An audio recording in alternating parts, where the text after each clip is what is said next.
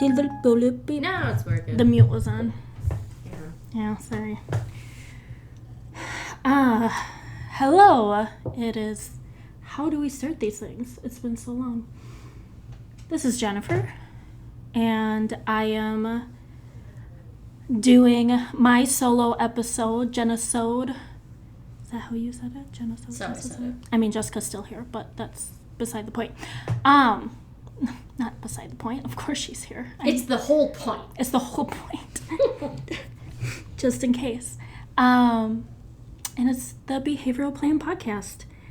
I've missed this. I've missed feeling connected and doing something outside of the world of my home, the world of family. And I'm excited just to give a little something before the baby comes. Let's see, it's been since holidays. Man, I have a lot to say about the holidays, but we don't need to fully get into that. It was a interesting combination of fun and stress and, no routine, or at least not our normal routine for the kids. So that's always a great time. Lots of emotions running high over here. And yeah, excited for our next round of episodes and what we have coming out for y'all, and for Jessica to introduce you in the future to people. Anyway, so yeah, I have half of a voice, which I'm sure you can tell, so bear with me. I have been going through quite a bit as mom, as self, me, myself,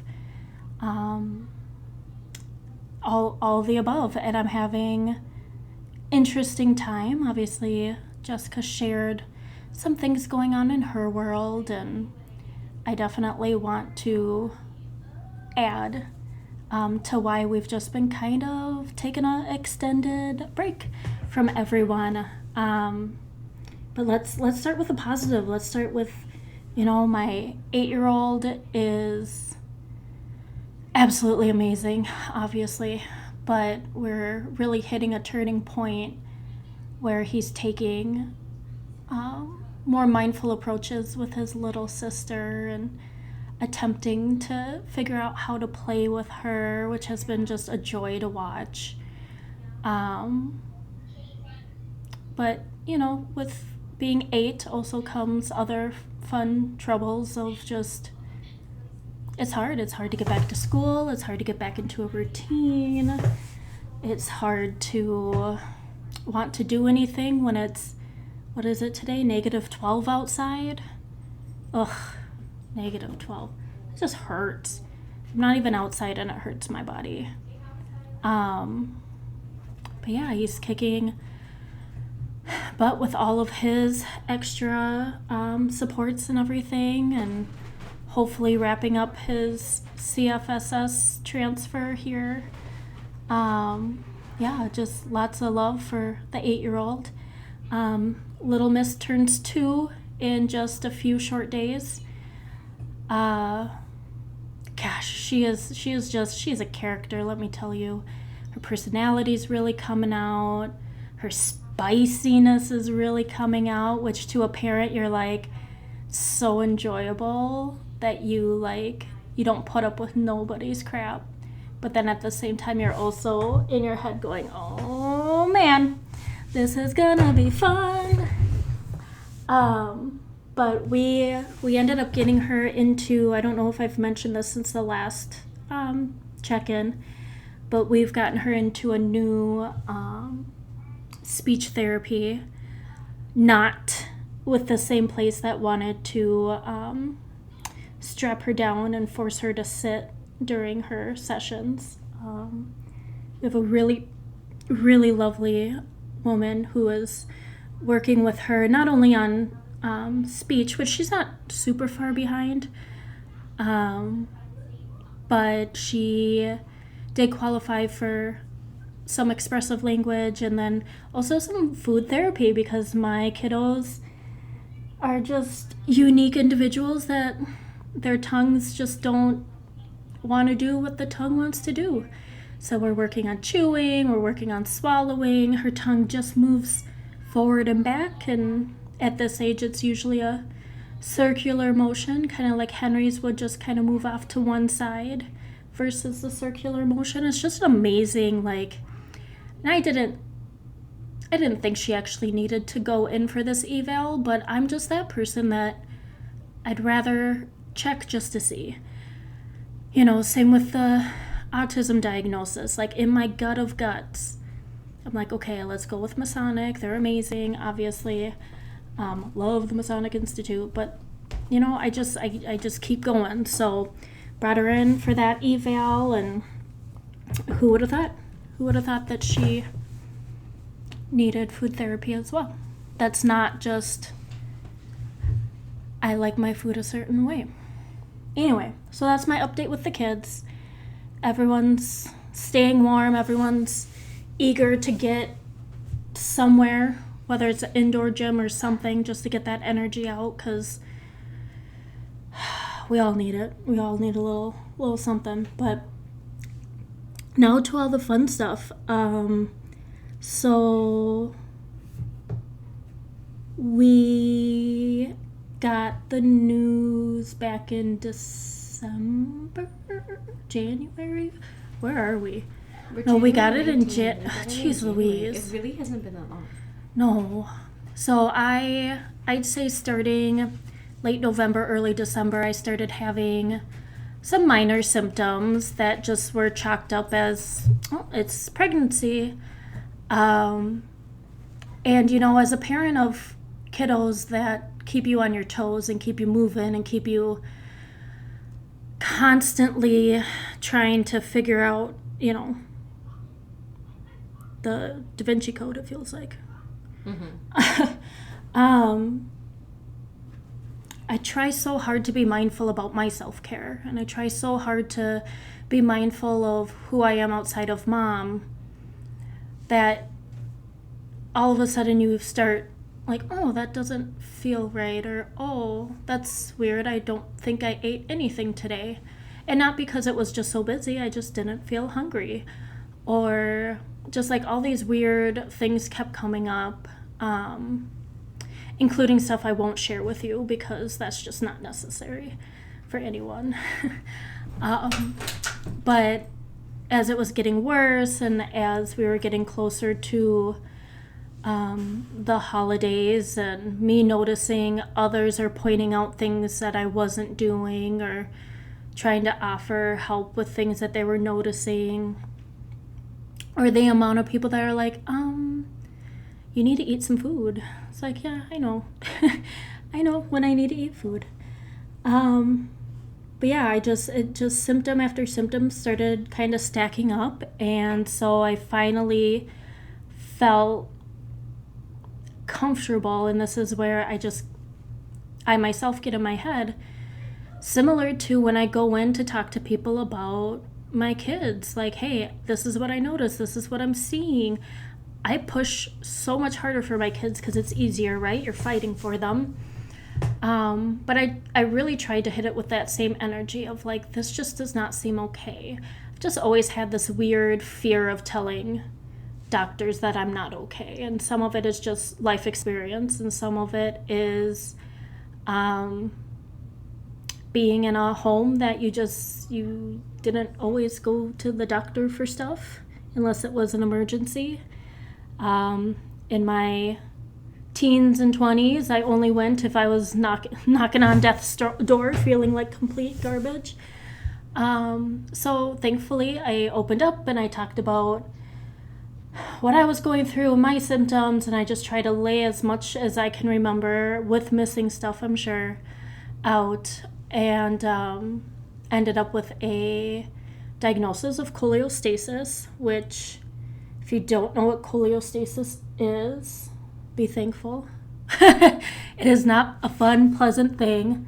Thankfully, there's a good chance, or a bigger chance of once my hormones balance out, once the baby comes, that it just kind of, I don't want to say disappear, but that's how it's been described to me, which I will say I'll believe it when I experience it, because at this point I don't believe it.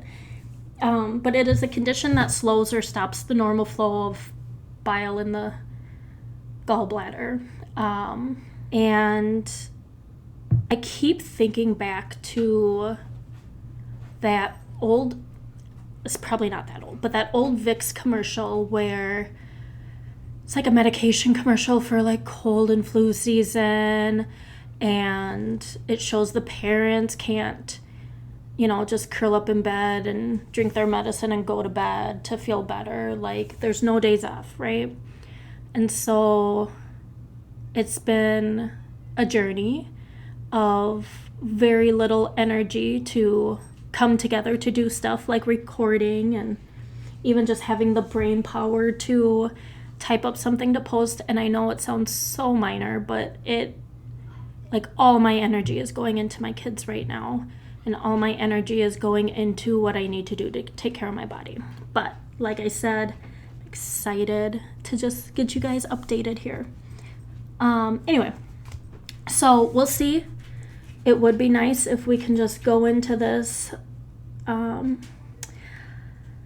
baby coming situation and have everything go away the second baby comes out. But there are things that could be a possibility to baby or myself outside of the perfect scenario. So that is why I'm not Googling it. And that is why I have asked others around me to just keep me from knowing all of the other things, because that's where my brain's gonna go. And fortunately but unfortunately, because it's their job, one of the risk factors is having a stillborn. And I have known so many lovely individuals in my life who have experienced that heartache and that loss. And I just, my heart pours out to anyone that has ever been through that. With that being said, obviously it's our goal to get a happy, healthy, strong baby out. We actually go in tomorrow.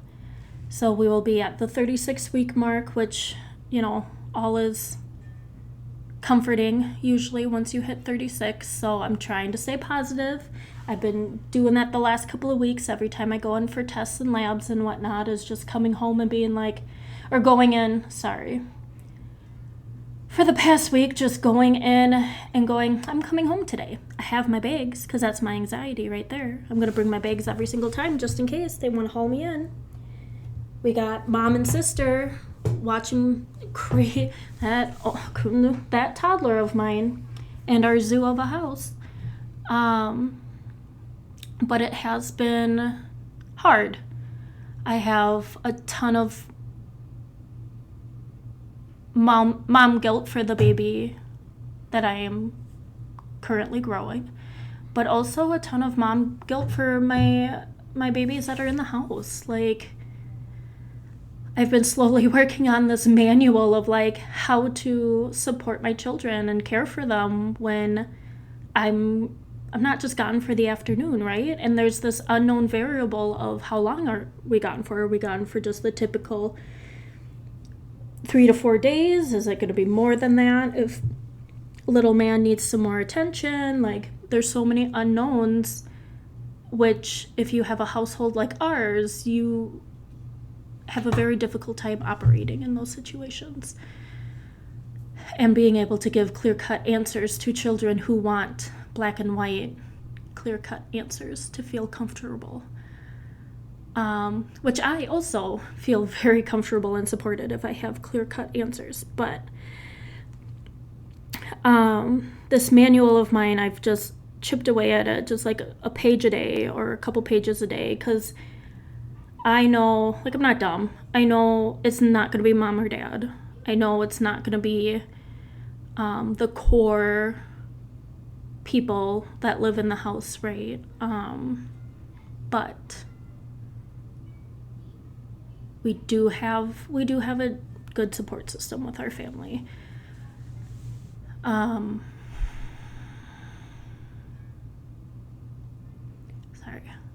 Me making this binder is also helping me in my feelings of, like, I'm not leaving my kids, right? I'm not abandoning them. I'm trying to just have this baby, but all I can think about is what it's gonna take to not only completely change their world by bringing this baby home, who might need more care or a little extra care, who knows. So their world's already going to change, but it's also changing after they've experienced who knows what that's going to happen in this house, and that's out of my control. And that's okay that it's out of my control. But it's, in my opinion, hopefully some of you out there can relate or maybe agree even. And if you don't, that's fine. Like, wish I had your mental capacity. But, like, I struggle with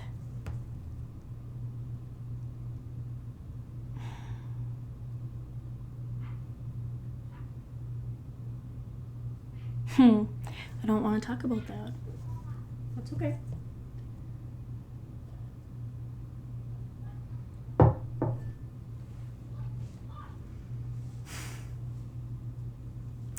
It's really challenging when your support system and your people that are in your corner may say that they are accepting of your kiddos and all sides of it, right? The beautiful, amazing side, the sometimes harder side, the struggles, the things that they just don't fully understand or may not make sense to them, or whatever the case may be. But, like, if you're fully going to be there for someone, whether it's family or friends, if you're going to say that you are accepting, if you are say that you're willing to put in the work, if you say all these things, like, it's truly just words. Because if your actions don't back it up, a really hard time being like, okay, here you go, here are my kids, and I'm not there to protect them or to defend them or to be able to be like, why are you trying to manhandle my toddler? Like, of course she's gonna be reactive because you're snatching her body. I would be reactive too. And then I don't want to sound like those cheesy, like, live, laugh, love people, right? Sorry if you're one of those. Happy if it works for you. Tacky. But, like, my most recent, like, my 8-year-old, almost, he lives in his underwear. We all know a lot of kiddos who are in the neurodivergent world live in their underwear. And he will forever live in his underwear in this house, and I don't care. If you come into my home and it makes you uncomfortable, you don't need to come into my home. Like, there's so many little things. And the saying in my family right now with this new year is, it's not that deep. It's not that big of a deal. Because we are holding on by a thread emotionally in this household. At least the adults are. And if we can't prioritize where our energy goes, if we can't prioritize who we let in, if we can't prioritize even how we let them in, like, maybe I'm okay if you're here for this, but, like, over my dead body, are you giving my daughter a bath? I'm okay if you do this, but you would not be the person I trust for that. Like, it's okay. It's okay to set those boundaries. It's okay to, because let me tell you, I am going to go into this tomorrow with the goal of, like, we're all making it home. We're all making it through this. We're all going to be healthier. We're all going to be fine. I'm going to come home and snuggle up my babies. And for any of you who have cholestasis and you're like, oh, it wasn't that big of a deal, cool. But like, I've never had really big stuff like this happen to me. I've had babies cut out of me. I've had other minor things taken out of my body. But like, it's my first time processing, oh wow, my health is not okay. Oh wow, my liver's not doing so well. Oh wow, these things. What about my kids? Like what then happens? I don't have this big manual of like, if something terrible happens to me, this is what I would want for my children. And it's the biggest fear for anyone in this situation, because even if, like, sure, they have their dads, right? Like, don't get me wrong.